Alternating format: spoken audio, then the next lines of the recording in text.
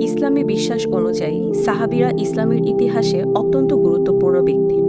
ইসলামী সাহাবী বলা হয় তাদেরকে, যার নবীজি হজরত মুহাম্মদ সাল্লাল্লাহু আলাইহি ওয়াসাল্লামের সঙ্গী ছিলেন, হজরত মুহাম্মদ সাল্লাল্লাহু আলাইহি ওয়াসাল্লামকে সরাসরি দেখা ও সাক্ষাৎ লাভ করেছেন, তার হাতে ইসলাম গ্রহণ করেছেন, মুসলিম হিসেবে তার সাহচর্যে সময় কাটিয়েছিলেন, অতঃপর ইসলামের প্রতি বিশ্বাস থাকা অবস্থায় মৃত্যুবরণ করেছেন, তাদেরকে ইসলামী পরিভাষায় নবী সাহাবী বলা হয়। সাহাবীদেরকে নবীর প্রত্যক্ষ অনুসারী এবং সহচর হিসেবে গণ্য করা হয়।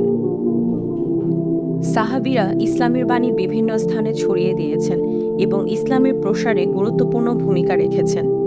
সাহাবীরা কুরআন মাজিদ সংরক্ষণ এবং তা সংকলনে গুরুত্বপূর্ণ ভূমিকা পালন করেছেন। কুরআন মাজিদের তিলাওয়াত এবং মুখস্থ করার ক্ষেত্রে তারা আগ্রহী ছিলেন।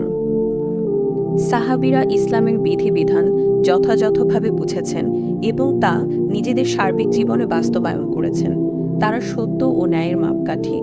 আল্লাহ ও রাসূলের প্রতি তাদের একনিষ্ঠ ভালোবাসা, ইসলামের জন্য ত্যাগ ও আত্মোৎসর্গ তাদের চিরস্মরণীয় করেছে ইতিহাসের পাতায়।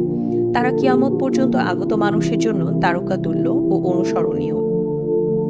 তাদের হিজরাত, জিহাদ, সাহায্য, আল্লাহর রাহে ধন সম্পদ ব্যয়, পিতা ও সন্তানদের হত্যা, দ্বীনের ব্যাপারে উপদেশ, ঈমান ও ইয়াকিনের দৃঢ়তা ইত্যাদি কর্মকাণ্ড এই কথা প্রমাণ করত যে আদালত, বিশ্বাস, পবিত্রতা ইত্যাদি ক্ষেত্রে তারা ছিলেন সকলের থেকে উত্তম।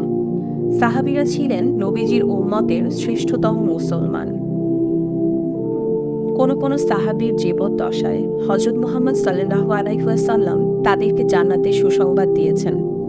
কুরআনের একাধিক আয়াত ও অসংখ্য হাদিসে সাহাবীদের মর্যাদা ও ফজিলত বর্ণিত হয়েছে। আল্লাহ বলেন, মুহাম্মদ আল্লাহর রাসূল, তার সহচরগণ কাফিরদের প্রতি কঠোর এবং নিজেদের পরস্পরের প্রতি সহানুভূতিশীল। আল্লাহর অনুগ্রহ ও সন্তুষ্টি কামনায় তুমি তাদেরকে রুকু ও সিজদায় অবনত দেখবে। তাদের মুখমণ্ডলে সিজদার চিহ্ন থাকবে। তাওরাতে তাদের বর্ণনা এরূপই এবং ইনজিলেও। সূরা আল ফাতহ আয়াত 29।